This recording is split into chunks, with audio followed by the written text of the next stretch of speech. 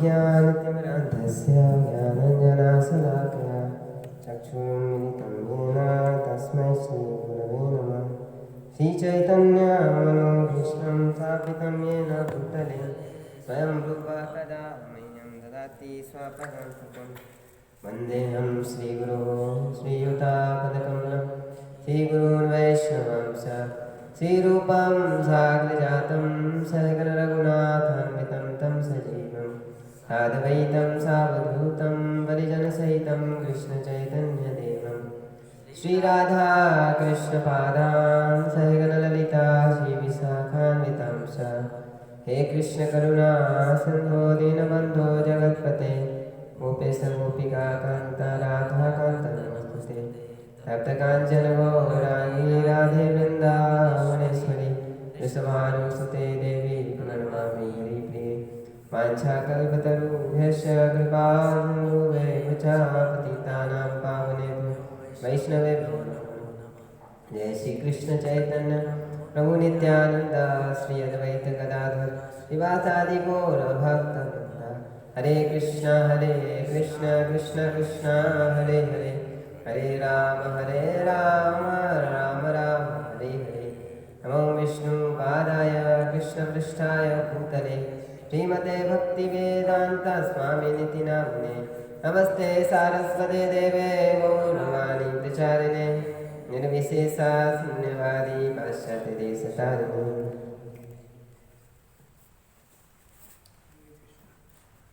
हरे कृष्णा। सभी भक्तों का हार्दिक स्वागत है। तो आज बहुत ही विशेष दिन है। आज ही के दिन आज मोक्षदा एकादशी भी है और भगवान ने आज ही के दिन जो भगवत गीता है वो अर्जुन को सुनाई थी 18 अध्याय। तो बहुत ही गीता अंतिम मतलब गीता प्रकट हुई इस संसार में आज ही के दिन। तो बहुत विशेष दिन है। मोक्षदा वैसा नाम भी है। एक मैं महात्म्य पढ़ रहा था गीता महात्म्य, उसमें बताते हैं कि गीता है वो मोक्ष प्रदान करती है और मोक्षदा एकादशी भी है। तो बहुत सारे महत्व भी हैं इसमें। तो वैसे तो 5000 साल पहले श्रीमद् भगवत गीता भगवान के द्वारा बोली गई थी अर्जुन को। तो हमारे लिए तो हमको तो आज से 50 साल पहले ही प्राप्त हुई है मेरा बाबा जी की कृपा से। भगवान ने तो 5000 साल पहले बोले, लेकिन उसके बाद से बहुत सारे भगवत गीता तो लोगों ने प्रदान की, लेकिन उसका तात्पर्य सही प्रकार से प्रदान नहीं किया। अलग अलग प्रकार से उसको इंटरप्रेट किया और प्रदान किया, इसलिए लोगों के हृदय में कोई परिवर्तन नहीं आ रहा था। प्रभुपाद जी के पहले भी भगवत गीता तो थी, 5000 साल पहले दिया था तब भी भगवत गीता थी, लेकिन इतना परिवर्तन नहीं आ रहा था लोगों के हृदय, क्योंकि सब अपने अपने तरीके से भगवत गीता को समझने का प्रयास कर रहे थे। भगवान जैसा समझा रहा है वैसा कोई नहीं समझ रहे थे। और प्रभुपाद जी आप इसमें आमुख में लिखते भी हैं कि मेरा क्रेडिट केवल यही है, अगर मुझे कुछ श्रेय देना चाहते हैं आप तो यही श्रेय है कि मैंने भगवान जो चाहते थे उसी को प्रस्तुत किया है। उसमें कुछ एक तोते की तरह जो सीखा था उसको रिपीट कर दिया, दोहरा दिया। तो मेरा इसमें कोई श्रेय नहीं है। मैंने भगवान ने जो बोला था उसी को आपके सामने प्रस्तुत किया है। तो भगवान फिर जैसे जो भगवत गीता है भागवतम है, तो इनकी रचना क्यों करते हैं, प्राकट्य क्यों करते हैं? तो भगवान क्या जब देखते हैं कि जो जीव हालांकि भगवान का अंश है, लेकिन जो भगवान ने उनको स्वतंत्र इच्छा प्रदान की है जीव को, तो उसका वो दुरुपयोग करता है और उस दुरुपयोग करके वो खुद भोक्ता बनना चाहता है। भगवान की सेवा ना करके अपनी इंद्रियों को संतुष्ट करना चाहता है और उसके लिए फिर इस संसार में आता है। फिर भगवान देखते हैं कि ये भौतिक संसार की रचना मैंने इसलिए की थी कि यहाँ पे आके ठीक है भोग में लगे और फिर उससे परेशान होकर मेरे तरफ आए। लेकिन कलयुग के जीव भोग तृप्ति में इतने लगे हुए हैं कि वो जाने के बारे में सोच ही नहीं रहे। तो जब प्रहलाद महाराज बोलते हैं ना, मतिर न कृष्ण परतो स्वतो वा मिथो अभिपत्य ग्रह व्रताना अदांत गोभिर विस्तम तमिश्रम पुनः पुनः चर्वित चरुणाना। कि जो ग्रहव्रत लोग जो जिनकी मति केवल भोग विलास में लगी है, वो तो ना तो खुद के प्रयास से ना किसी के कहने पर भगवान श्री कृष्ण की तरफ आमुख होंगे। वो पूरी तरीके से एक ही चीज़ में रस लेने के लिए भाग रहे हैं कि एक दिन हमको सुख प्राप्त होगा। प्रभुपाद जी 3rd चैप्टर में लिखते हैं भगवद गीता में कि इस संसार में जो छोटा सा सुख प्राप्त होता है इंद्रिय तृप्ति करके, वही उसका सबसे बड़ा जानी दुश्मन है, सबसे बड़ा दुश्मन है। उसको लगता है कि थोड़ा सा सुख मिला तो और भी ज़्यादा मिलेगा। तो हर एक व्यक्ति यही प्रमोट भी करता है, लोगों को ये बोलता है कि मुझे प्राप्त नहीं हुआ, मुझे थोड़ा सा ही प्राप्त हुआ, लेकिन आपको जरूर प्राप्त होगा। एक पिता भी बोलता है कि मुझे तो प्राप्त, मेरी ज़िंदगी निकल गई, मुझे प्राप्त नहीं हुआ, लेकिन आपको जरूर प्राप्त होगा। आप भी लगे रहो मुन्ना भाई, तो आप भी लगे रहो, एक दिन जरूर प्राप्त होगा, आप करके दिखाओगे। तो इस प्रकार से भगवान देखते हैं कि जीव जो है वो, भगवान को भी करना आती है कि जब जीव इस प्रकार से कष्ट पा रहा होता है और सुख दुख को ही सुख समझ के यहाँ पे आनंद लेने का प्रयास करते हैं, तो भगवान क्या करते हैं फिर चैतन्य चैतामृत में आता है कि इसमें बहुत सुंदर श्लोक आता है कि भगवान प्लान करते रहते हैं हमेशा जीव को किस प्रकार से लाया जाए। तो माया मुग्ध जीवे नहीं स्वतंत्र कृष्ण ज्ञान जीवेरा कृपा कैला कृष्ण वेद पुराण। तो चैतन्य चरितामृत कृष्णदास कविराज गोस्वामी बताते हैं कि भगवान जब देखते हैं कि संसार के जीव क्या है, माया के द्वारा पूरी तरीके से ग्रसित हैं, तो ऐसे लोगों को बाहर निकालने के लिए भगवान फिर क्या करते हैं, ऐसे वेद शास्त्रों का निर्माण करते हैं, भगवद गीता, भागवतम, ये सारी इनकी रचना करते हैं। हम परसों पंजाबी बाग में थे तो सच्चिदानंद स्वामी महाराज बता रहे थे कि किस प्रकार से भगवान हमेशा प्लानिंग करते रहते हैं हर जीव को अपने घर वापस लाने के लिए, कि दोबारा से हमारे घर में वापस आ जाए। तो बता रहे थे कि जर्मनी में एक बहुत बड़े व्यापारी थे, व्यवसाय थे, उसके मालिक थे। तो मालिक थे तो उनका क्या हो जाता है, उनकी प्रेमिका उनको छोड़ के भाग जाती है, तो वो बहुत दुखी हो जाते हैं। शून्यायतम जगत सर्वम, हाँ प्रेमिका भी रहने, गोविंद से विरह नहीं होता, मगर उससे इतना विरह हो रहा था कि उसके बिना रह नहीं पाए। तो उन्होंने सोचा कि चलो मैं सुसाइड में आत्महत्या कर लेता हूँ, एकमात्र उपाय जो है आत्महत्या है। तो वो सोचते हैं, बंदूक लेके जाते हैं, जंगल में जाते हैं, रात के 9 बजते हैं, तो सोचते हैं कि जिसकी वजह से मैं आत्महत्या कर रहा हूँ उसके लिए तो मैंने कुछ लेटर ही नहीं लिखा, तो उसको भी तो कुछ पनिशमेंट मिलना चाहिए, उसको तो भी कुछ दंड मिलना चाहिए, तो लेटर लिख के आता हूँ मैं। तो लेटर लिखने के लिए वापस जाते हैं घर पे, और लेटर लिखते हैं तो 1-2 घंटे हो जाते हैं, रात्रि का समय हो जाता है, ठंड बहुत होती है जर्मनी में उस समय। तो सोचते हैं कि अभी तो बहुत ठंड हो गई, चलो कल सुबह जाऊँगा। तो रात में टाल देते हैं और सुबह जाते हैं। फिर जैसे सुबह होती है तो तुरंत जाते हैं बाहर, और जैसे ही शूट करने वाले होते तो वहाँ पे एक भक्त पहुँच जाते हैं, और वो भक्त भी बताते हैं कि मैं क्यों गया मुझे भी पता नहीं। समहाउ भगवान का ऐसा अरेंजमेंट था कि मैं भगवान का अनुभव किया कि भगवान चाहते हैं, किसी को उद्धार करना चाहते हैं, तो उन्होंने मुझे भेजा है। तो उनको गीता देते हैं और वो भगवद गीता पढ़ते हैं। तो भगवद गीता पढ़ते हैं तो उनको समझ में जाता है कि क्या जीवन का उद्देश्य है। 8वां चैप्टर में आता है ना कि अंतकाले च मामेव स्मरण मुक्त्वा कलेवरम, कि जो मृत्यु के समय जिस प्रकार का स्मरण करता है उसको वैसे ही शरीर प्राप्त होता है। तो उनको भी लगा कि ये जीवन तो मेरा बर्बाद हो गया, अगला जीवन फिर से मुझे प्राप्त होगा, फिर से स्त्री का शरीर प्राप्त होगा, तो 2-2 जीवन मेरे बर्बाद हो जाएंगे। तो इस प्रकार से वो विचार करते हैं और फिर भगवद गीता पढ़ते हैं और उनका जीवन का दिशा बदल जाती है, और वो अभी भी भक्त हैं जर्मनी में। तो इस प्रकार से भगवान जो है हमेशा हर एक जीव के लिए प्लान, उनके लिए हर एक जीव के लिए अलग अलग प्लान है। तो जैसे जीपीएस में हम अलग अलग रूट से जाते हैं, कोई सीधा रूट होता है, सीधा पंजाबी बाग जाने के अलग अलग तरीके हो सकते हैं, तो कोई लंबा रूट से जाता है। तो भगवान का प्लान हर जीव के लिए होता है। तो ऐसा नहीं कि भगवान, क्योंकि सब कुछ भगवान की सृष्टि है, तो भगवान हर व्यक्ति के लिए प्लान करते हैं कि उसको कैसे वापस लाया जाए। लेकिन जीव है वो हमेशा इग्नोर करते रहता है भगवान के प्लान को, कि आज नहीं कर, तो इग्नोर करते रहते हैं। लेकिन भगवान सबके लिए अपना प्लान करते हैं कि इसको कैसे वापस लाया जाए। तो पहला चीज़ कि भगवान शास्त्रों की रचना करते हैं, लेकिन शास्त्रों को समझना आसान थोड़ी। भगवद गीता भी आप पढ़ लो, कितने बार भी पढ़ो, बहुत मुश्किल से समझ में आता है। हम देते हैं लोगों को, मगर उतना आसान नहीं है भगवद गीता समझना है या शास्त्रों को समझना। तो फिर भगवान क्या करते हैं, उसको समझाने के लिए फिर अपने प्रतिनिधियों को भी भेजते हैं, आचार्यों को भेजते हैं। श्रील प्रभुपाद जी आए ताकि हम भगवद गीता को अच्छे तरीके से समझ पाएँ, अपने मनगढ़ंत विचारों से ना समझें।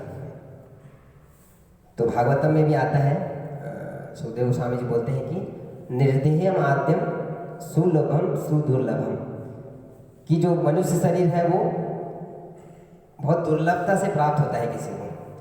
प्लवम सुकल्पेन गुरु कर्णधारम, और जो मनुष्य शरीर किस प्रकार से एक नाव की तरह है, जैसे नाव से हम एक नदी को पार करके किसी दूसरे स्थान तक जा सकते हैं, तो शरीर भी वैसे ही भगवान के द्वारा प्रदत्त एक नाव है, जिसका उपयोग करके हम इस भव सागर को पार करके भगवान के धाम जा सकते हैं। प्लवम सुकल्पम गुरु कर्णधारम, लेकिन खुद के प्रयास से नहीं जा सकते, उसके लिए एक एक्सपर्ट नाविक चाहिए, जो कैसे उसको चलाना है, उसको कैसे मार्गदर्शन करने के लिए उसको नाविक की जरूरत है, तो वो गुरु है। तो शास्त्र है, लेकिन शास्त्र को कैसे समझना है, उसको जीवन में उतारना है, वो गुरु आते हैं उसके लिए। तो भगवान गुरु की भी गुरु को भी भेजते हैं। फिर प्लवम सुकल्पेन मयानुकूलेन नभस्वते कि भगवान फिर अपने जो फेवरेबल विंड है कि नाव एक स्थान से दूसरे स्थान तक तभी जा पाएगी जब हवा फेवरेबल है ना, हवा उसी दिशा में जा रही है। विपरीत दिशा में आने लगे तो नाव जा ही नहीं पाएगी। तो भगवान के जो दिव्य उपदेश है वो क्या है, वो हवा के समान है जो उसको तेजी से अपने लक्ष्य की ओर ले जाती है, जो कि भगवान ने गीता में अर्जुन को बताया। फिर पुमान भवभ्यम न तरेत सा आत्मा। अगर ये सब फैसिलिटी प्राप्त होने, ये सब सारे चीज़ें भगवान के द्वारा, भगवान इतना फैसिलिटी दे रहे हैं, फिर भी आप उसको तैर के वापस नहीं जा रहे, तो आपसे बड़ा मूर्ख कोई नहीं है कि वो खुद को ही हत्या कर रहे हैं, आत्महत्या कर रहे हैं। तो भगवान प्लान करते रहते हैं कि इसको किसी न किसी प्रकार से लाया जाए। और जैसे भगवान जो है शास्त्रों के रूप में जैसे बताते भी हैं कि एक प्रकार से भगवान ने रस्सी दे दी है कि रस्सी के माध्यम से आप इसको पकड़ के जाओ, आप ऊपर शास्त्रों के माध्यम से इसका सहायता लेके गुरु को भेजते हैं, तो इनके माध्यम से आप आ जाओ। लेकिन बताते हैं कि जैसे एक वो मंकी होता है, बंदर होता है, तो मटके में चना खाने के लिए जाता है वो, और चना हाथ में ले लेता है तो उसकी मुट्ठी बन जाती है, और निकालता हाथ तो निकल ही नहीं पाता उसका हाथ, क्योंकि अब वो हाथ मोटा हो गया तो कैसे उससे उसका छिद्र है वो बहुत छोटा है। उसके लिए उसको छोड़ना पड़ेगा, चने को छोड़ना पड़ेगा, तभी वो हाथ मटके से बाहर निकल सकते हैं। तो भगवान की शरण में जाने के लिए भगवान बोलते कि मैंने सारी फैसिलिटी आपको प्रोवाइड की है, शास्त्र दिए हैं, गुरु दिए हैं, सब कुछ प्रोवाइड किए हैं, बस आपको क्या छोड़ना है, अपनी इंद्रिय तृप्ति की इच्छा को छोड़ के, उस रस्सी को छोड़ के भगवान के द्वारा जो रस्सी प्रदान की उसको पकड़ना है। लेकिन मायाबद्ध जीव जो है इतना आसक्त है उस चीज़ों से कि वो छोड़ ही नहीं पाता है उसको, फिर भगवान को खुद आना पड़ता है। तो चैतन्य महाप्रभु के लिए रूप में भगवान शास्त्र दे दिए, गुरु भी दे दिए, फिर भगवान खुद भी आते हैं कि चलो आप वापस चलो, संकीर्तन का प्रचार करते हैं वापस बुलाने के लिए। तो इस प्रकार से भगवान की विशेष कृपा है कि वो हर भक्तों के लिए प्लान करते हैं कि वो वापस आ सकें। लेकिन हम जो हमेशा टालते रहते हैं भगवान की, हमेशा भगवान कॉल करते रहते हैं, कॉलिंग मतलब हमेशा कॉल करते रहते हैं, लेकिन हम भगवान की कॉल को इग्नोर करते रहते हैं, उठाते नहीं। तो आज विशेष दिन है, गीता जयंती है। तो वैसे गीता महात्म्य में बहुत सारे श्लोक आते हैं, और प्रभुपाद जी ने कुछ श्लोकों को गीता में लिखा है। इंट्रोडक्शन में प्रभुपाद जी लिखते हैं कि गीता महात्म्य क्या है। तो इसमें एक भीष्म पर्व में एक श्लोक आता है कि गीता गंगा च गायत्री गोविंद इति हृदय स्थिते चतुर्गकार संयुक्तो पुनर्जन्म विदते। कि 4 ग है, गीता, गायत्री, गंगा और गोविंद। तो गीता महात्म्य आता है कि चारों, अगर ये चारों किसी के पास में है तो क्या होगा, उसको इस संसार में पुनर्जन्म नहीं प्राप्त होगा। तो वास्तव में बाकी जो 3 हैं, गीता तो भगवान की मुख से आती है, और वेणु से गायत्री आती है, और चरणों से भगवान की गंगा आती है। तो तीनों का पर्पस क्या, भगवान गोविंद की शरण में ही ले जाना है। तो ये गीता महात्म्य आता है कि अगर कोई इस प्रकार से इनकी शरण में लेता है तो वो गोविंद की शरण में जाएगा, और उसको दोबारा से इस भवसागर में नहीं आना पड़ेगा। और प्रभुपाद जी ने भी कुछ गीता महात्म्य के बारे में बताया है कि मल निर्मोचनम पुंसाम जल स्नानम दिने दिने सकृत गीतामृत स्नानम संसार मल नाशनम। कि गंगा में स्नान करने से क्या होता है कि उसकी सारी गंदगी हृदय से चली जाती है। लेकिन अगर कोई एक बार भी, गंगा में आपको डेली स्नान करना पड़ेगा, लेकिन कोई अगर एक बार भी जो गंगा रूपी गीता है उसमें अगर स्नान करता है तो उसका सारी गंदगी समाप्त हो जाएगी और वो भगवान के धाम में चला जाएगा। तो इस प्रकार से गीता के महात्म्य के बहुत सारे श्लोक हैं, और एक प्रमुख श्लोक हम बोलते हैं कि वास्तव में गीता जो है वो किसके लिए बोली गई है, अर्जुन के माध्यम से। अर्जुन ने तो उसको पिया, लेकिन उसके माध्यम से हम लोग भी इस रस का आस्वादन कर रहे हैं कि सर्वोपनिषदो गावो दुग्धा गोपाल नंदना पार्थो वत्सा सुधीर भोक्ता दुग्धा गीतामृतम महत, कि ये सभी शास्त्रों को अगर गाय की तरह माना जाए तो सभी का जो निचोड़ है वो क्या है, भगवत गीता है। और गाय की से कंपेयर किया जाए गीता को, और उसको धोने वाले कौन है, भगवान श्री कृष्ण है। और जो बछड़ा बने हैं वो कौन है, अर्जुन है। लेकिन बछड़ा सारा नहीं पीता, तो वो बाकी छोड़ देता है हमारे लिए, तो वो है सुधीर भोक्ता। बाकी उसको एंजॉय करने वाले क्या हैं, वो उनके भगवान के भक्त हुए। श्री राधा मदन गोपाल की चंद्र और जगत गुरु श्रील प्रभुपाद। तो इस प्रकार से गीता महात्म्य के बारे में प्रभुपाद जी इसमें बहुत लिखते हैं। और प्रभुपाद जी ने भी इस्कॉन की स्थापना की है, तो इस्कॉन में भी कि जो 4 बेसिक चीज़ें दी हैं, 4 सिद्धांत दिए, तो उसमें सबसे प्रमुख क्या बताया कि हमारी बुक्स है वो क्या है, वही आधार है। और प्रभुपाद जी ने बोला कि इसलिए अलग से हम लीला प्रभु बता रहे हैं कि प्रभुपाद जी ने अलग से बीबीटी बनाया बुक्स के लिए, कि अगर इस्कॉन अगर हालांकि होगा नहीं, लेकिन अगर बंद भी हो गया तो मेरी बुक्स के माध्यम से 10,000 साल तक जो है लोग भक्त बनते रहेंगे, इनको पढ़ के लोग भक्त बनते रहेंगे। तो ये प्रभुपाद जी को शास्त्रों पे पूर्ण विश्वास था। और एक बार विदेश में प्रभुपाद जी थे, तो एक भक्त आते हैं, वो बोलते हैं कि हमारी जो गीता है, जब कोर्ट होता है ना, तो कोर्ट में बहुत सारे शास्त्र रखे जाते हैं, उसके ऊपर हाथ रख के वचन लिया जाता है कि मैं जो कुछ कहूँगा, सच के सिवा कुछ नहीं कहूँगा। तो बोलते हैं कि हमारी गीता को सबसे नीचे रखा है कोर्ट में। तो ऐसा क्यों है कि हमारी गीता को सबसे ऊपर होना चाहिए, सबसे महत्वपूर्ण है, एज इट इज है। तो प्रभुपाद जी हमेशा ऑप्टिमिस्टिक थे, आशावादी थे। तो प्रभुपाद जी बोलते हैं कि ये क्या है, सबसे फाउंडेशन है सारे सब लोगों का, अगर नीचे वाला हटा दें तो सब लोग गिर जाएंगे। तो ये हमारा फाउंडेशन है भगवत गीता, जो प्रभुपाद जी ने प्रदान किया। तो क्योंकि शास्त्रों से ही जो 2 प्रकार की श्रद्धा होती है, बताते हैं कि एक लौकिक श्रद्धा होती है और दूसरी शास्त्रिक श्रद्धा। शास्त्रिक श्रद्धा मतलब कि चैतन्य में आता है, बताते हैं कि श्रद्धा शब्दे विश्वास कैला सुदृढ़ निश्चय कृष्ण भक्ति कैला सर्व कर्म करता। तो ये शास्त्रिक श्रद्धा है कि उसको पूर्ण विश्वास होता है कि मैं कृष्ण की भक्ति करके ही सब कुछ सारे कार्य संपन्न हो जाएंगे। तो ये शास्त्रिक श्रद्धा शास्त्र पढ़ने से डेवलप होती है भक्तों के सामने। और लौकिक श्रद्धा जो होती है वो देखा देखी, जैसे बाहर लोग होते हैं, कहीं पे प्रवचन हो रहा है तो सब लोग देखा देखी चले जाते हैं। लेकिन अगर कुछ प्रवचन वाले के साथ कुछ हो गया, प्रवचन जो कर रहा है उसका पतन हो गया, तो सब लोग की श्रद्धा चली जाती है, वो भी नास्तिक बन जाते हैं। तो इसलिए शास्त्रिक श्रद्धा को जोर दिया जाता है कि भक्तों में भी शास्त्रिक श्रद्धा, मतलब शास्त्र के आधार पर उसकी श्रद्धा होनी चाहिए। इसलिए प्रभुपाद जी ने जो बुक्स को बताया कि ये हमारा आधार है। और प्रभुपाद जी इसके आमुख में लिखते हैं कि पर्पस क्या है भगवत गीता का।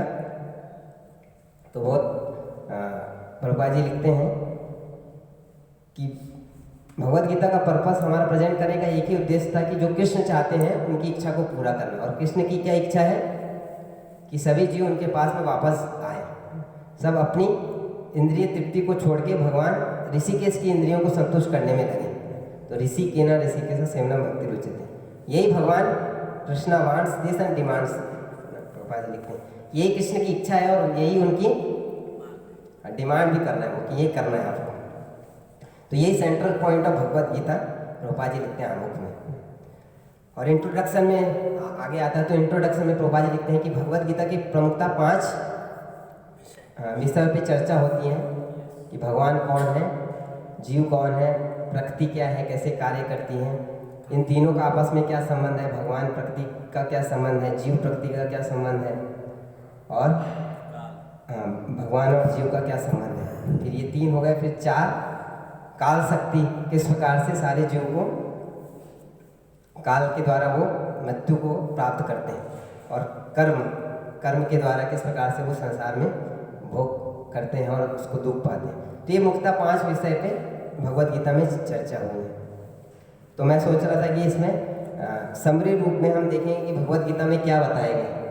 तो एक वैसे पूरा तो कंप्लीट कर नहीं पाएंगे, तो समरी रूप में प्रयास करेंगे कि 18 अध्याय में भगवान ने क्या क्या चीज़ बताए। तो पहला चैप्टर का नाम है ऑब्जर्विंग द आर्मीज, और इसका एक दूसरा नाम जो है वो विषाद योग जिसको बोलते हैं। तो ये बहुत स्पेसिफिक नाम है, क्योंकि आपको किसी को दवाई देनी है तो मरीज को ढूंढना पड़ेगा। तो संसार में सब लोग पेशेंट हैं, लेकिन कोई मानता नहीं कि मैं बीमार हूँ, कि मैं दुखी हूँ। कोई किसी को बोलोगे आप दुखी हो तो कोई नहीं बोलेगा कि मैं दुखी हूँ, मैं तो सुख, मेरे को तो आनंद है। तो सबसे पहले लोगों को ये बताना पड़ेगा कि आप दुखी हो। कोई मानने को कोई ये मानता ही नहीं कि मैं दुखी हूँ। मतलब एक घोर तमोगुण का लक्षण है कि व्यक्ति इतना तमोगुण में होता है कि उसको कष्ट का अनुभव नहीं होता।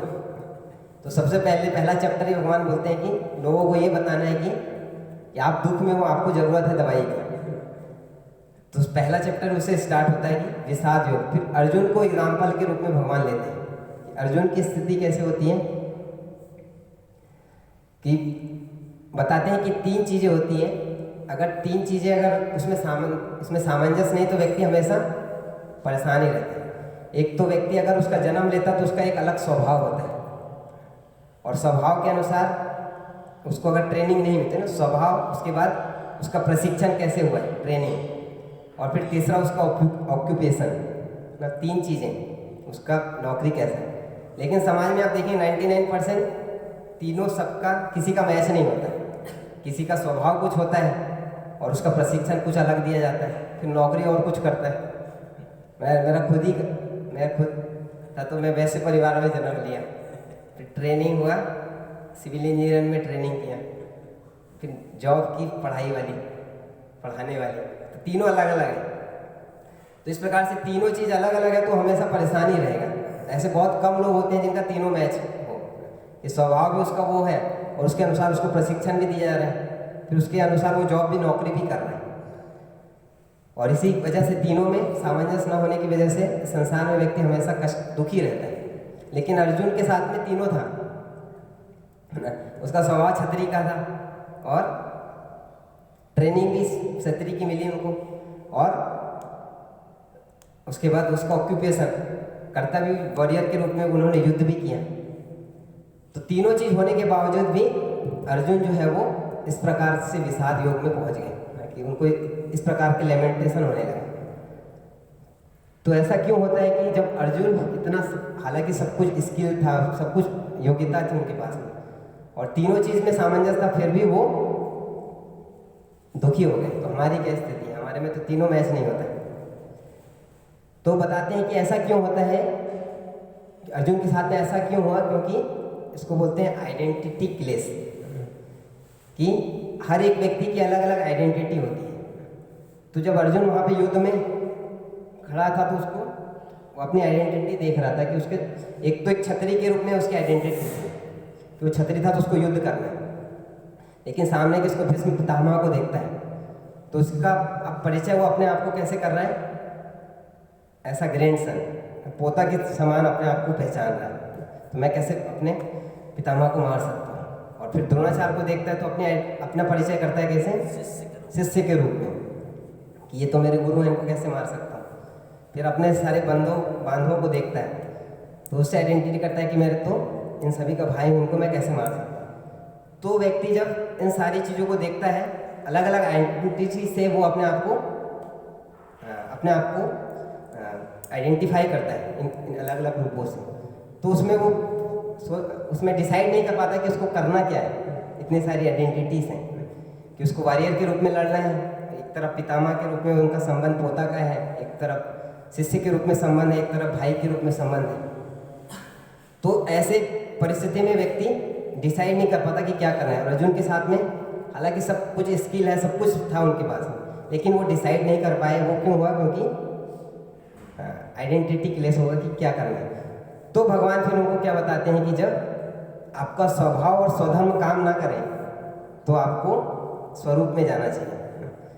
जब आप अपने स्वभाव नहीं जान पा रहे हो, स्वधर्म नहीं जान पा रहे हो क्या करना है, तो आपको स्वरूप की जानने की जरूरत है।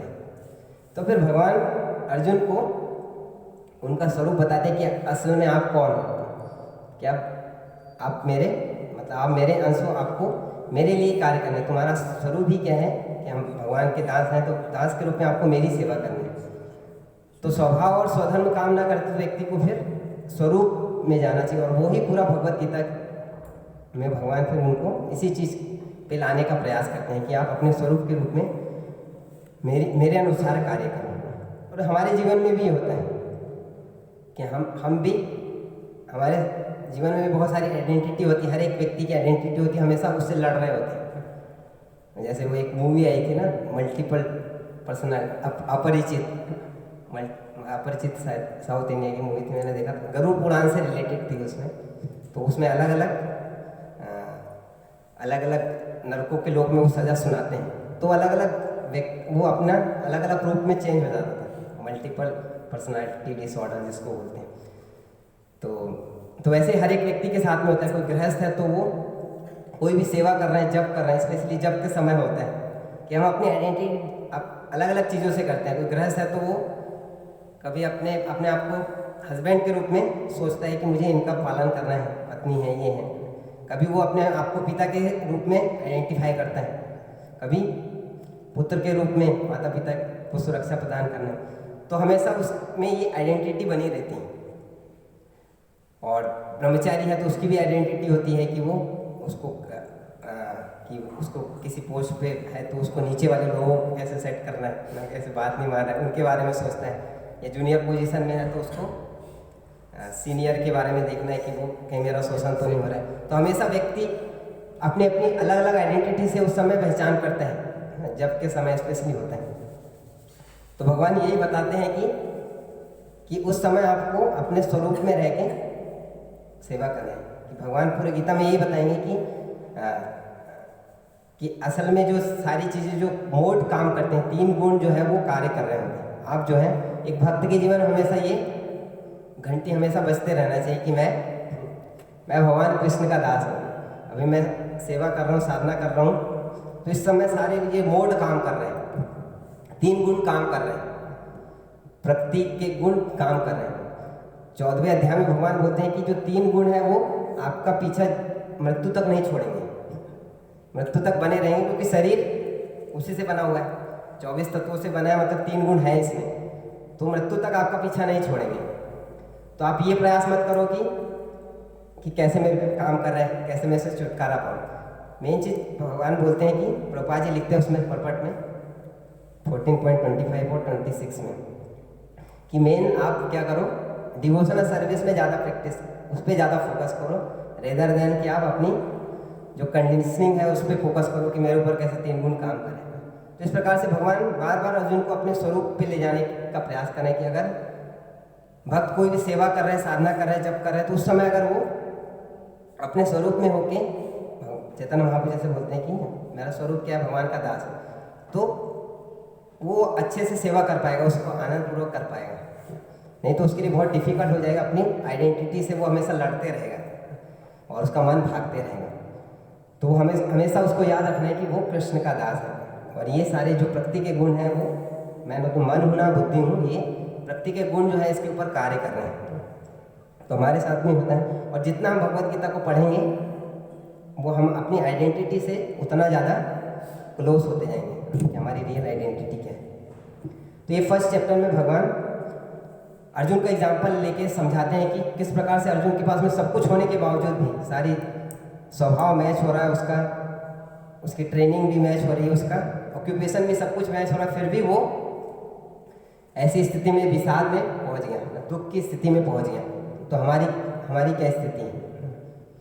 लेकिन अर्जुन के साथ में विशेष चीज़ क्या होती है कि वो ऐसी परिस्थिति में भगवान की शरण लेता है। विषाद योग इसलिए कहा गया है क्योंकि वो भगवान की शरण लेते हैं ना। दूसरे अध्याय में आता है कि शिष्य हम साधु माम प्रपन्नम, कि भगवान मैं आपकी शरण लेता हूँ कि मेरा जो दुख है वो इतना ज़्यादा है कि आप मुझे अगर स्वर्ग भी प्राप्त हो जाए तो उस दुख को दूर नहीं कर सकते। तो संसार में हमको तो छोटा मोटा एक चीज़ मांगते हैं कि ये मिल जाए, बंगला मिल जाए, गाड़ी मिल जाए ना, तो उससे हमारा दुख खत्म हो जाता है। अगर अर्जुन बोल रहे हैं कि मेरे को अगर स्वर्ग का सुख भी मिल जाए तो मैं जिस परिस्थिति में हूँ वो मुझे बाहर नहीं निकाल सकती। और प्रभुपाद जी 2.8 में लिखते हैं कि जितना चाहो आप भौतिक रूप से अपनी परिस्थितियों को बदल दो, अच्छा बना दो, फैमिली परिवार अच्छा बना लो ना, सोशल सामाजिक परिस्थिति अच्छा बना लो, देश में अच्छा बना लो, सब कुछ, इंटरनेशनल संबंध भी अच्छा बना लो, सब कुछ कर लो, लेकिन इस परिस्थिति से कोई नहीं बच सकता, वो अपने दुख से निपटारा नहीं पा सकता। ये सारी चीज़ें क्या हैं, कृत्रिम है, इससे कोई दुख से निपटारा नहीं पा सकता। क्योंकि अर्जुन की स्थिति क्या थी, तो सब कुछ था, स्वर्ग का साम्राज्य मिल जाए तब भी नहीं छुटकारा पा सकता। तो ये सारी चीज़ें भौतिक रूप से सब कुछ ठीक भी चले तब भी पॉसिबल नहीं है, संभव नहीं है। तो इसलिए भगवान की वो ऐसी परिस्थिति में एक जीव को क्या करना चाहिए, जब ऐसी परिस्थितियाँ तो उसको भगवान की शरण में जाना चाहिए। तो बुद्धिमान व्यक्ति जो है अर्जुन की तरह वो भगवान की शरण लेता है, और फिर भगवान जो है धीरे धीरे करके अर्जुन को गीता का उपदेश सुनाते हैं। तो पहले स्टार्ट करते हैं, यह हमेशा चॉइस होती है एक जीव के पास में कि वो कृष्ण को चुनना है या माया को चुनना है। कि अर्जुन ने भगवान को चुना, दुर्योधन ने उनकी शक्तियों को चुना। जीव के पास में हमेशा चॉइस होती है, और भगवान फिर अर्जुन को अपने स्वरूप के बारे में, आत्मा के बारे में बताते हैं। और इसमें सबसे महत्वपूर्ण वाला प्रसंग आता है जो 2.38 और 2.47 श्लोक, बहुत इंपॉर्टेंट श्लोक है भक्त के लिए। तो भगवान बोलते हैं कि किस प्रकार से आपको युद्ध करना है। आत्मा के बारे में ज्ञान दे देते हैं कि आपका जो दया है वो एक कपड़े के लिए है, कोई व्यक्ति डूब रहा है, उसके कपड़े को बचाने का प्रयास कर रहे हो, व्यक्ति को नहीं बचा रहे।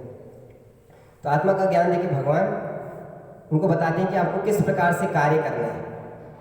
तो 2.38 में भगवान बोलते हैं कि सम दुखे समय कृत्वा लाभा लाभो जया जया, कि आपको किस प्रकार से युद्ध करना है, या एक भक्त को किस प्रकार से कार्य करना है, कि उसको ये सोचना है कि जो फल प्राप्त होता है वो किससे प्राप्त होता है, वो देने वाले भगवान है।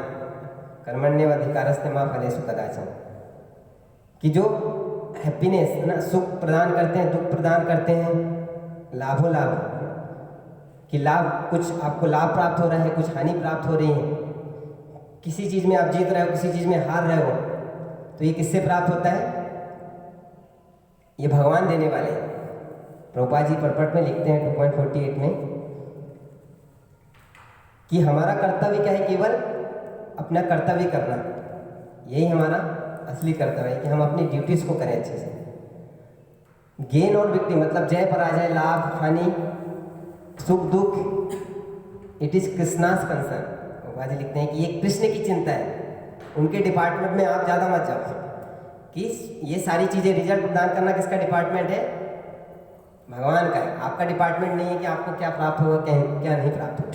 लेकिन हमारे साथ में क्या होता है कि हम आप एक्सपेक्ट करते हैं कि हमको ये रिजल्ट प्राप्त होना चाहिए, लेकिन भगवान बोले कि आपको ऐसा नहीं करना है, क्योंकि रिजल्ट पे आपका अधिकार ही नहीं है। इट इज़ माई कंसर्न, ये मेरा डिपार्टमेंट है, तो मैं इसको देखूँगा। और 2.47 में भगवान बोलते हैं कि वही कर्मण्येवाधिकारस्ते, कि आपको कार्य किस तरीके से करना है, डिटैच वे में, कि उससे आसक्त नहीं होना है उसके फल से। तो क्योंकि फल जो है वो भगवान के हाथ में होता है। क्योंकि हम भी बहुत भक्ति करते हैं, तो हम भी सोचते हैं कि इतने समय से भक्ति कर रहे हैं। जैसे दक्षिण भारत में ब्राह्मण गए थे, वो ब्राह्मण थे, चेतन महाप्रभु से मिलते, भगवत गीता पढ़ रहे थे तो रो रहे थे। तो हम लोग तो कई बार पढ़ लिए हैं ना, जब कर रहे हैं, तो चेतन महाप्रभु तो रोते थे, तो हम, वो ब्राह्मण तो रो रहे थे, मतलब हमारे आंखों से तो मतलब रेगिस्तान बना हुआ है कि आंसू नहीं आते। तो भगवान क्या बोल रहे हैं कि आप, ये रिजल्ट जो है वो मेरे हाथ में, आपके हाथ में नहीं, फल देना जो मेरे हाथ में, और वो कैसे देना है, वो उनकी भगवान की स्टाइल अलग है, वो कैसे प्रदान करेंगे। तो उस पर आप अधिकार मत करो, भगवान का डिपार्टमेंट में जाने का प्रयास करो। अगर आप उसके बारे में ज़्यादा सोचोगे तो हमेशा परेशान रहोगे। तो इस प्रकार से भक्त अगर कार्य करता है वो एंजाइटी फ्री हो जाता है, उसकी कोई चिंता नहीं रहती है, उसका कोई पर्सनल लाइफ नहीं, वो भगवान के लिए सब कुछ करता है। तो जो कुछ लाभ हानि, सुख दुख, जय पराजय, जो कुछ प्राप्त हो रहा है वो उसका नहीं है, क्योंकि पर्सनल लाइफ तो है नहीं उसका, भगवान के लिए सब कुछ कर रहा है। तो इसलिए वो चिंता से रहित हो जा रहा है, क्योंकि सब कुछ भगवान के लिए कर रहा है। तो जो कुछ प्राप्त होगा भगवान को ही प्राप्त होगा।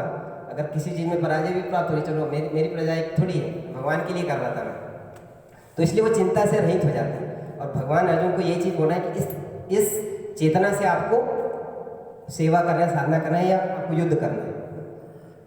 तो ये सेकंड चैप्टर में भगवान अर्जुन को बोलते हैं। और फिर उसके बाद में बुद्धि योग, भक्ति योग के बारे में बताते हैं। तो ऑलमोस्ट सेकंड चैप्टर में भगवान जो है पूरा भगवत गीता कंप्लीट कर देते हैं। तो सेकंड चैप्टर का नाम है कि कंटेंट ऑफ गीता समराइज, कि कंप्लीट कर देते हैं। लेकिन फिर से अर्जुन का क्वेश्चन होता है कि बहुत जल्दी जल्दी बोल देते हैं, तो भगवान फिर से थर्ड चैप्टर से स्टार्ट करते हैं। और थर्ड चैप्टर का नाम है कर्मयोग। तो कर्मयोग में इसमें इसका जो इसेंस जो श्लोक है वो क्या है, कर्मयोग मतलब, तो 3.9 जो है इसेंस है इस अध्याय का, कि यज्ञार्थ कर्मणो अन्यत्र लोकोयम कर्म बंधना तदर्थ कर्म कौन्तेय मुक्त संगा समाचार। कि कर्मयोग मतलब हर व्यक्ति को कार्य करना है, किसके लिए करना है, यज्ञ करना है। यज्ञ मतलब सेक्रीफाइस। सेक्रीफाइस का मतलब होता है, हम बोलते भी हैं इंग्लिश टर्म है कि सेक्रीफाइस मतलब त्याग करना। तो हर व्यक्ति को कुछ ना कुछ त्याग करना है, लेकिन किसके लिए करना है, यज्ञ अर्थात कर्मण, कि भगवान की प्रसन्नता के लिए करना है। फिफ्थ चैप्टर में भगवान बहुत सारे यज्ञ बताएंगे। ब्रह्मचारी के लिए अलग सेक्रीफाइस होता है, गृहस्थ के लिए अलग है, योगी के लिए अलग है। तो इन सिंपल टर्म, यज्ञ का मतलब, सेक्रीफाइस का मतलब है कुछ इंद्रिय तृप्ति का छोड़ना, किसके लिए, भगवान के लिए, भगवान की प्रसन्नता के लिए। अगर वैसा कार्य नहीं करेगा, भगवान की प्रसन्नता के लिए कार्य नहीं करेगा, तो वो कर्म बंधन में फंसता जाएगा। तो थर्ड चैप्टर में भगवान बोलते हैं कि आपको यज्ञ करना है, कर्म करना है, किसके लिए, भगवान विष्णु, यज्ञ पुरुष के लिए, भगवान विष्णु के लिए। अभी यज्ञ भी होने वाला है, तो भगवान के लिए करना है। लेकिन फोर्थ चैप्टर में फिर बताते हैं ट्रांसेंडेंटल नॉलेज। ठीक है, यज्ञ कर रहे हो आप, किसके लिए कर रहे हो, भगवान के लिए कर रहे हो, लेकिन जिस व्यक्ति के लिए कर रहे हो उसके बारे में जानकारी भी होना चाहिए।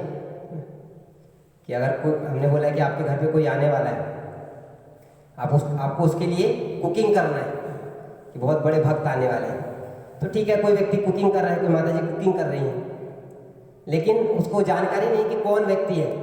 फिर उसको बताया जाता है कि बहुत बड़े सन्यासी हैं, प्रभुपाद जी के शिष्य हैं, 50 सालों से सेवा कर रहे हैं, दीक्षा भी देते हैं, तो उसकी श्रद्धा और बढ़ते जाएगी, कुकिंग भी करेगा, उसको और आनंद आएगा। तो इसलिए भगवान थर्ड चैप्टर में तो बोल दिए कि ठीक है, आपको मेरे लिए कर्म कर रहे हैं। तो चौथे चैप्टर में फिर अपने बारे में ज्ञान बताते हैं, ताकि आपकी श्रद्धा और बढ़ जाए कर्म करने के लिए, जो यज्ञ करने के लिए, भगवान की मैं इन व्यक्ति के लिए कर रहा हूँ। तो इसलिए भगवान चौथे चैप्टर में अपने बारे में जानकारी देते हैं कि मेरा जन्म कर्म क्या है, दिव्य है, अजोपि सन अव्यात्मा, कि मेरा कभी जन्म नहीं होता। तो इसलिए भगवान जो है चौथे चैप्टर में अपने बारे में ज्ञान देते हैं कि मैं आता हूँ धर्म की स्थापना करने के लिए, अधर्म का नाश करने के लिए, और वर्णाश्रम की स्थापना करता हूँ ताकि सब लोग इसका पालन करके मेरे धाम में आ जाए। लेकिन मैं इस कर्म बंधन में नहीं फंसता, ना मैं कर्माणि लिम्पन्ति, तो मैं इससे परे हूँ। तो इस प्रकार से भगवान फोर्थ चैप्टर में अपने बारे में ज्ञान देते हैं। इस जानकारी को मेरे लिए कर्म करना है। तो ये फोर्थ चैप्टर है ट्रांसेंडेंटल नॉलेज, दिव्य ज्ञान भगवान देते हैं। फिर फिफ्थ चैप्टर आता है कर्मयोग, कृष्ण भावना भावित कर्म। ठीक है, व्यक्ति यज्ञ कर रहा है, भगवान के लिए कर रहा है, भगवान के बारे में जानकारी होगी, लेकिन ये पूर्ण जानकारी नहीं है। कुछ लोग मटेरियल मोटिव से भगवान के पास में जा सकते हैं कि बहुत शक्तिशाली व्यक्ति है, तो भगवान तो बहुत बड़े व्यक्ति हैं, मेरा काम कर देंगे, है ना। तो इस उद्देश्य से भी जा सकता है। तो फिफ्थ चैप्टर में भगवान बोलते हैं, उसका नाम है कर्मयोग, कृष्ण भावना भावित कर्म। तो उसका सबसे इंपॉर्टेंट जो श्लोक है वो क्या है, लास्ट वाला, कि आपको ये सब कुछ करना है, यज्ञ करना है, मेरे लिए करना है, मेरी पूरी जानकारी होते हुए करना है, लेकिन एक चीज़ और भी उसमें ऐड करना है कि ये जानते हुए कि मैं ही सब चीज़ का भोक्ता हूँ। तब जाके आपको आनंद प्राप्त होगा कि भोक्ता राम यज्ञ तपसाम सर्वलोक महेश्वरम सुविदम सर्वभूतानां ज्ञात्वा मां शांति इच्छति, कि मैं ही सारी सेवा साधना जब जो कुछ कर रहे हैं सबका भोक्ता क्या हूँ, मैं हूँ। सर्वलोक महेश्वरम, कि सब चीज़ का मालिक क्या हूँ, मैं हूँ। जो कुछ है हमारा मानस देह, जो कुछ हमारा हर पीलो तुआ पदानंद, जो कुछ शरीर मन बुद्धि संसार में जो कुछ आपको दिखाई दे रहा है सबका मालिक कौन हूँ, कौन है? भगवान। तो ये चेतना में आपको करना है। तीसरा सुहृदम सर्वभूतानां, कि मैं ही सबका सुहृद व्यक्ति हूँ, मेरे से सुहृद व्यक्ति कोई नहीं है। कि हमारे जीवन में जो कुछ हो रहा है वो भगवान के निर्देशन में हो रहा है, तो जो कुछ कर रहे हैं वो भगवान पे उनको पूर्ण भरोसा होना चाहिए भक्त को। तो इन 3 चीज़ों को याद करते हुए उसको अपना यज्ञ करना, भगवान के लिए कार्य करना है, तब जाके उसको शांति प्राप्त होगी। कि भगवान भोगता है सब चीज़ की, मैं जो भी जप या बुक डिस्ट्रीब्यूशन जो कुछ सेवा कर रहा हूँ भगवान उसके असली भोगता है, मैं नहीं। और सब चीज़ के मालिक कौन है? भगवान ही है। और भगवान सुहृद है, मतलब मेरे साथ जो कुछ करेंगे वो मेरे लिए सबसे बेस्ट होगा। तो इस चेतना के साथ में करोगे तब आपको आनंद मिलेगा। तो ये 5th चैप्टर है, कर्मयोग कृष्ण भावना भावित। फिर 6th चैप्टर में भगवान बोलते हैं कि ठीक है, इस प्रकार से आप कार्य कर रहे हो, मेरे बारे में जानकारी होती है और मेरे बारे में पूर्ण जानकारी कि भगवान ही भोगता है, लेकिन साथ साथ में आपको क्या करना है? मेरा स्मरण भी करना है। तो स्मरण करने के लिए फिर ध्यान योग, भगवान बताते हैं कि मेरा स्मरण करते हुए आपको ये कार्य करना है। तो साथ साथ में उसको स्मरण भी करना है भगवान का, कि यो माम पश्यति सर्वत्र सर्वम च मयि पश्यति, कि उसको मेरा भी स्मरण करते हुए कार्य करना है। तो ये 6th चैप्टर में इसलिए ध्यान योग बताया गया कि किस प्रकार से योगी है वो अपने मन को ट्रेन करता है कि भगवान को स्मरण भी कर रहा, सारी एक्टिविटीज़ करेगा, भगवान को भोक्ता भी मानेगा, लेकिन भगवान का भी स्मरण करते हो। और फिर लास्ट में टॉप मोस्ट योगी के बारे में बताते हैं कि सबसे बड़ा योगी कौन है? कि श्रद्धावान भजते यो माम समय युक्त तमो मता, कि भगवान का जो भक्त है वो सबसे टॉप मोस्ट है। तो 7 से लेके 12 तक फिर भगवान जो है, क्योंकि टॉप मोस्ट योगी के बारे में बताया कि उसमें वो श्रद्धापूर्वक भगवान की भक्ति करता है। तो वो श्रद्धा कैसे बढ़ती है उसकी, इसलिए भगवान 7 से 12 में वो ज्ञान देते हैं, अपने बारे में ज्ञान देते हैं ताकि उसकी श्रद्धा और बढ़े। तो 7th चैप्टर में भगवान क्या बताते हैं कि ठीक है आप स्मरण कर रहे थे, 6th चैप्टर में स्मरण था कि ठीक है आपको कार्य करते हुए स्मरण करना है, लेकिन 7th चैप्टर में बताएंगे भगवान ठीक है आप बाहर जाते हो तो कैसे मेरे को स्मरण कर सकते हो। कार्य करते हुए आप जब करें साधना करें तो भगवान को स्मरण करें, लेकिन कैसे बाहर हर चीज़ को देख रहे हो तो आप मेरा स्मरण कर सकते हो। तो 7th चैप्टर में नॉलेज ऑफ द एब्सोल्यूट भगवान और ज़्यादा विस्तार से बताते हैं और जानकारी देते हैं कि किस प्रकार से मैं बाहर भी प्रेजेंट हूँ, तो आपको बाहर मुझको देखना है कि रसो हम अब सुकौनते हैं, कि पानी पीते हुए आपको मेरा स्मरण करना है कि इसका टेस्ट मैं हूँ, जो रस आ रहा है भगवान से आ रहा है। बलम बल बताओ, किसी को बलशाली व्यक्ति है, स्ट्रेंथ है, तो वो बल भी मैं हूँ। भगवान अपनी शक्तियों के बारे में बता रहे हैं, पृथ्वी अग्नि जल वायु आकाश सारी प्रकृति जो है मेरे से आई है। तो संसार को देखते हुए कैसे आप मेरे को स्मरण कर सकते हैं। तो ये 7th चैप्टर में भगवान नॉलेज ऑफ द एब्सोल्यूट मतलब अपने बारे में जानकारी देते कि बाहर आप कैसे स्मरण कर सकते हो। फिर 8th चैप्टर, ठीक है आपको बाहर भी स्मरण हो रहा है, तो 8th चैप्टर में भगवान बताते हैं कि अब भगवान को स्मरण करना कैसे, भगवान की डिफरेंट क्वालिटीज़ को स्मरण करते हो। अब भगवान की क्वालिटीज़ के बारे में उसको याद करना है। तो कविम पुराणम अनुशासितारम, कि भगवान किस प्रकार से सब कुछ जानने वाले हैं, कविम सबसे पुरातन है, अनुशासितारम मतलब सब कुछ नियंत्रण करने वाले। तो 8th चैप्टर में भगवान की डिफरेंट क्वालिटीज उनके गुणों को स्मरण करना, तो सारा कार्य करते होंगे। तो इस प्रकार से धीरे धीरे भगवान जो है टॉप मोस्ट चीज तक ले जाना है, भक्ति तक ले जाना है अर्जुन को। और फिर 8th चैप्टर में वही आता है कि अगर कोई अंत काल में इस प्रकार से स्मरण करते हुए मरता है तो उसकी गति क्या होती है, उसको या प्रयाति समद्भावम याति न अस्ति अस्त्र संशय, उसको मेरे जैसा मतलब मेरा लोक प्राप्त हो, मेरे धाम में वो आएगा। तो इसमें अगर कोई इस प्रकार से भगवान के लिए कार्य कर रहा है, भगवान के बारे में जानकारी है, भगवान को भोक्ता मानता है, भगवान का स्मरण कर रहा है, भगवान को देख रहा है, भगवान की क्वालिटीज़ पे फोकस कर रहा है, तो इस प्रकार से अगर कोई स्मरण करते हुए शरीर त्यागता है तो उसको मेरा धाम प्राप्त होगा। इस प्रकार से 8th चैप्टर में ये कंप्लीट होता है। फिर 9th चैप्टर में 9th चैप्टर है द मोस्ट कॉन्फिडेंशियल नॉलेज, क्योंकि 8th चैप्टर में भगवान अनन्य भक्ति के बारे में बात करते हैं। तो इसलिए अब अनन्य भक्ति की क्या गुण होते हैं तो वो 9th चैप्टर में भगवान फिर बताते हैं कि अनन्य भक्ति क्या है। तो उसका सबसे फेमस श्लोक जो है वो भगवान क्या बोलते हैं, मन मना मद भक्तो मदयाजी माम नमस्कार। 4 चीज़ें बताते हैं कि भगवान में मन लगाना है, भगवान को नमस्कार करना है, भगवान का भक्त बनना है और भगवान को नमस्कार करना है। तो ये 4 चीज़ें बताते हैं कि अनन्य भक्ति की क्या विशेषता है। तो 9 चैप्टर में बताते हैं कि अनंत ये मन मना भव भक्तो, उसका कंक्लूजिंग श्लोक है। फिर 10 चैप्टर का नाम है ऑपुलेंसेस ऑफ द एब्सोल्यूट। तो 10 चैप्टर में भगवान अपनी विभूतियों के बारे में बताते हैं। अगर कोई भगवान की विभूति को बारे में जान जाएगा तो वो समझ जाएगा कि केवल भगवान ही पूजने लायक है, ये केवल एकमात्र पूजनीय है। तो भगवान फिर बताते हैं कि अनन्य भक्ति बताते हैं, फिर अपनी विभूति भी बता रहे हैं। तो विभूतियों में बताते हैं कि हम सर्वस्व सब जगह, चतुर्श्लोकी भगवद गीता आता है कि सब जगह में मेरे सब कुछ आ रहा है। और बोलते हैं कि सारे वृक्षों में जो बरगद का वृक्ष पेड़ मैं हूँ, मतलब सारी प्रमुख चीज़ों में उसकी विशेष गुण जो है वो मेरे वजह से है ना।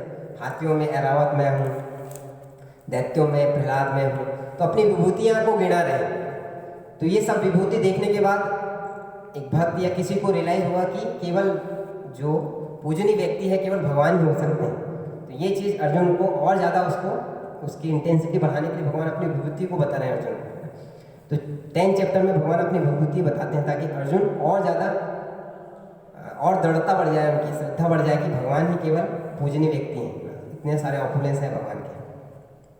तो 10 चैप्टर में भगवान अपने विभूति बता रहे। तो अब 11 चैप्टर में अर्जुन की जिज्ञासा होती है कि अब ये दिखा भी दो मुझे, ये दिखाओ। तो 10 चैप्टर एक प्रकार से रेडियो है और 11 चैप्टर टीवी है ना। भगवान आप उसको दिखा रहे हैं कि मेरा आप विभूतियों को देखो आप ना। तो आपने सुना होगा भगवान फिर अपना विराट रूप दिखाते हैं, किस प्रकार से उसमें सारे सब लोग आ रहे हैं, काल सब कुछ सारा चीज़ उसमें दिखाई देता है। तो ये 11 चैप्टर में भगवान जो है अपनी सारी विभूतियों को दिखाते हैं अर्जुन को। और 12 चैप्टर डिवोशनल सर्विस है। तो क्योंकि 11 चैप्टर में भगवान जो है लास्ट में जाके अर्जुन को अपना द्विभुज रूप दिखाते हैं, क्योंकि विराट रूप देख के परेशान हो जाते हैं अर्जुन। तो फिर अपना सुंदर सा रूप द्विभुज रूप में भगवान अपने दर्शन देते हैं। तो अर्जुन बहुत आकर्षित हो जाता है कि ये सुंदर रूप है, मैं इसकी पूजा करना चाहता हूँ, तो कैसे वर्शिप कर सकता हूँ मैं आपकी। तो फिर 12 चैप्टर भगवान डिवोशनल सर 5 प्रकार की भक्ति बताते हैं, क्योंकि अर्जुन की इच्छा हो गई कि मैं ये 2 भुज श्याम सुंदर रूप की सेवा करना चाहता हूँ। तो 12 अध्याय में भगवान फिर 5 प्रकार की भक्ति बताते हैं। तो सबसे टॉप मोस्ट है कि उसका मन स्वाभाविक रूप से स्पॉन्टेनियसली भगवान के प्रति आकर्षित हो रहा है। फिर तो उससे नीचे लेवल का है कि साधना भक्ति हम लोग करते हैं, नियम पूर्वक करते हैं। तीसरे प्रकार की भक्ति है कि अगर वो भी नहीं कर पा रहे साधना भक्ति तो एटलीस्ट कर्म करो मेरे लिए। फिर अगर कर्म भी नहीं कर पा रहे तो चौथे में आता है कि चलो कर्म का फल दे दो, कुछ फल मुझे प्रदान कर दो। अगर कर्म का फल भी नहीं दे रहे तो फिर चलो आप थोड़ा पढ़ाई करो, ज्ञान अर्जित करो। इस प्रकार से 5 लेवल ऑफ भक्ति जो है वो 12 चैप्टर में भगवान बताते हैं। फिर 13 चैप्टर टू 18 चैप्टर में भगवान ज्ञान योग के बारे में बताते हैं। और ये ऐसा ज्ञान है जो वैराग्य सिखाता है, डिटैचमेंट फ्रॉम मैटर। तो भक्ति में इस प्रकार का ज्ञान सहायता बनता है कि जितना वो डिटैच होते रहेगा किससे, मैटर से, उतना वो भगवान से अटैच होता रहेगा। तो इसलिए भगवान जो ज्ञान योग के बारे में बताते हैं 13 से 18वें में। और 13वें अध्याय का नाम है 13वें अध्याय बेसिकली 13वां चैप्टर जो है वो 2nd चैप्टर का ही विस्तार रूप है ना। कि 2nd चैप्टर में सोल के बारे में बताया था, तो भगवान विस्तार रूप से 13वें चैप्टर में नेचर, एंजॉयर और कॉन्शियसनेस उसमें बताएंगे कि क्या आत्मा है।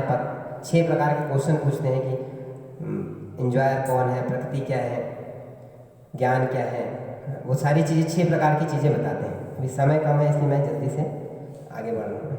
फिर 14 चैप्टर में भगवान बताते हैं कि ये 13 चैप्टर में आता है कि गुणों के बारे में बताते हैं कि 13 चैप्टर में बताते हैं अगर ये 6 प्रकार की चीज़ें अगर सही तरीके से नहीं जाना तो इस संसार में फंसता रहेगा। अगर 6 प्रकार की चीज़ें जो 6 प्रकार की क्वेश्चन पूछते हैं भगवान उसका जवाब देते हैं, उसको जान गया तो वो 3 गुणों को पार करके भगवान के धाम जा सकते हैं। तो उसी में एक श्लोक आता है कारणम गुण संगस्य सद योनि जन्मसु। तो किस प्रकार से अगर वो नहीं जाना तो 3 गुण में फंसता रहेगा। तो इसलिए भी 14 चैप्टर भगवान 3 गुणों के बारे में बताना स्टार्ट करते हैं कि किस प्रकार से 3 गुण में व्यक्ति फंसते रहते हैं और कैसे उसको पार कर सकते हैं भगवान की शरण लेके। तो 14 चैप्टर आता है 3 मोड्स ऑफ अटेनिंग। फिर 15 चैप्टर में भगवान बताते हैं किसके बारे में, मटेरियल वर्ल्ड के बारे में। ठीक है, अगर मोड्स इन मोड से अगर ऊपर होके भगवान के धाम नहीं जा पाएगा तो इसी संसार में फंसता रहेगा। तो इस संसार के बारे में बता रहे कि संसार कैसा है, तो उसको उल्टे बरगद के वृक्ष की तरह कंपेयर करते हैं 15वें में। और इस भौतिक संसार को एक कल्पवृक्ष अश्वत्थ की तरह बताया गया कि उसमें व्यक्ति कार्य करता है और उसमें कभी नीचे जाता है कभी ऊपर जाता है। तो उसको कैसे काट सकते हैं, तो उसमें बताते हैं कि निर्माण मोह जित संग दोषा, कि उसको ज्ञान की तलवार से, भगवान जो ज्ञान प्रदान किए पीछे, उससे इसको सारी आसक्ति को खत्म करना है। और भगवान पुरुषोत्तम योग नाम है इस चैप्टर का, कि भगवान से उसको आसक्ति बढ़ानी है, इधर से कट करना है ज्ञान से और उस भगवान की तरफ आसक्ति बढ़ानी है। तो ये 15 चैप्टर होता है। और 16 चैप्टर इसी का थोड़ा डिवाइन एंड डिमोनिक क्वालिटी, कि जो ऊपर जो जाने वाला है, इसमें बताते हैं कि जो बरगद का वृक्ष था, तो ऊपर कौन जाएगा, जिसमें डिवाइन क्वालिटीज होगी, ब्रह्म लोक ऊपर के लोक में जाएगा, और जो डिमोनिक क्वालिटी वाला जो लोग है वो नीचे जाते हैं। तो उसके लिए वो 16 चैप्टर में बताते हैं। फिर 17 चैप्टर में डिवीजन ऑफ फेथ, कि ठीक है जिसमें फेथ है तो वो शास्त्रों का पालन करके ऊपर जाता है, और जिसमें फेथ नहीं है, डिमोनिक है, फेथ नहीं है, तो वो नीचे जाता है। परंतु कुछ लोग ऐसे होते हैं फेथ है लेकिन वो शास्त्रों को पालन नहीं करते। तो ऐसे लोग कहाँ स्थित होते हैं, वो सतोगुण में आते हैं, रजोगुण में आते हैं, तमोगुण में आते हैं। तो उसके लिए 17वां चैप्टर आता है। और 18वां चैप्टर जो कंक्लूजिंग है वो क्या है, भगवान बताते हैं कि कंक्लूजन क्या है, कि भगवान की शरण लेना है, कि केवल भगवान ही क्या है, क्योंकि कई जन्मों की हमारे इंद्र तृप्ति की इच्छा है, वो केवल भगवान ही दूर कर सकते हैं।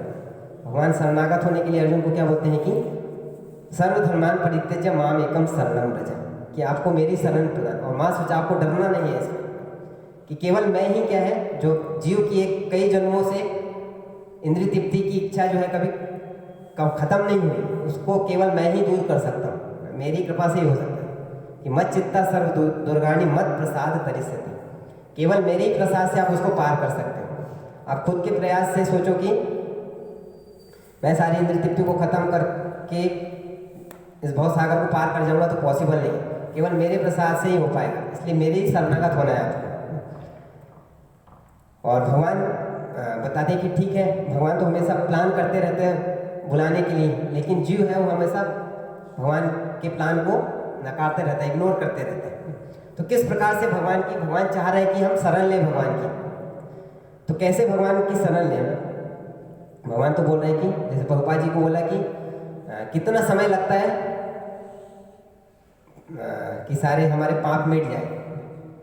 तो प्रभुपाद जी बोलते हैं कि वन मोमेंट, एक मोमेंट में अगर वो सारे पाप से मुक्त हो जाए, भगवान की शरण को प्राप्त करेगा। भगवद गीता में भगवान को देखो सर्वधर्मान परित्यज्य माम एकम शरणं। लेकिन हमारे लिए भी वो स्टेज नहीं है, वो सबके लिए अलग अलग मूवमेंट हो सकता है। किसी को 1 साल लग सकते हैं, 2 साल, किसी को 3 साल। तो अलग अलग समय अलग अलग भक्तों के लिए हो सकता है। वो इसकी इच्छा। और प्रभुपाद जी बोलते थे कि भक्ति में सबसे महत्वपूर्ण चीज़ क्या है, इच्छा ने डिजायर, कि उसकी इच्छा कैसे है ना, कि कब वो शरणागत होना चाहता है। और 9वें स्कंद में भी आता है कि ययाति महाराज बोलते हैं कि वो भी बोलते हैं कि एक क्षण में उन्होंने सब कुछ त्याग दिया इंद्रिय तृप्ति और भगवान के शरण में चले गए। लेकिन ये आसान नहीं है भगवान को शरणागत होना, कि हम लोग डरते भी हैं। तो कैसे इस सरेंडर प्रोसेस को हम बढ़ा सकते हैं कि हम भी भगवान के शरणागत हो जाए। तो 3 लेवल ऑफ शरणागति होती है। एक तो शरीर के लेवल शरणागति, फिर मन के स्तर पे शरणागति, और तीसरा हृदय के लेवल पे शरणागति। ये टॉपमोस्ट चीज़ है। और मन मना भव मत भक्तो, ये 65 श्लोक में भगवान बोलते हैं। ये प्रोसेस ऑफ सरेंडर बता रहे हैं कैसे शरणागत होना है। तो 4 चीज़ें उसमें बता रहे हैं। तो सबसे पहले तो शरीर के स्तर पे शरणागति होते हैं। हमारा अभी वो स्तर तो नहीं कि हम एक क्षण में सब कुछ छोड़ दें, तो हमको धीरे धीरे स्टेप्स लेना पड़ेगा। शरणागति का मतलब शरण की तरफ गति बढ़ानी है। तो छोटी छोटी स्टेप्स बढ़ानी है। तो कैसे बढ़ा सकते हैं, तो पहला चीज़ है कि शरीर के लेवल पे शरणागति मतलब भगवान की सेवा में अपने शरीर को लगाना, फिर उसके साथ साथ में ठीक है वो भगवान को प्रणाम करना जैसे श्लोक में आता है, और भगवान के लिए सेवा करना।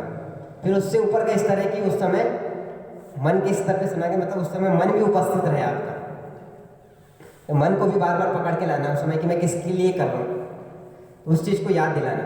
और फिर तीसरा सबसे ऊपर शरणागति क्या है कि डिवोशनल हार्ट, कि मतलब हृदय से भगवान के लिए करना। इसलिए भक्ति की परिभाषा ही क्या है, डिवोशनल सर्विस, कि बिना डिवोशन की भक्ति नहीं है ना, बिना शरणागति की भक्ति नहीं होती।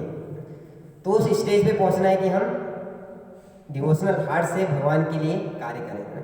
ठीक है, अभी वो स्टेज नहीं है तो स्टेप बाय स्टेप हमको वो करना है कि ठीक है अभी शरीर को भगवान की सेवा में लगाए, फिर धीरे धीरे मन को शरणागति लगाए, मन को भी लेके आए, फिर धीरे धीरे उसको और स्टेज बढ़ाना है कि वो अपने हृदय से भगवान की शरणागति को बढ़ाना है उसको।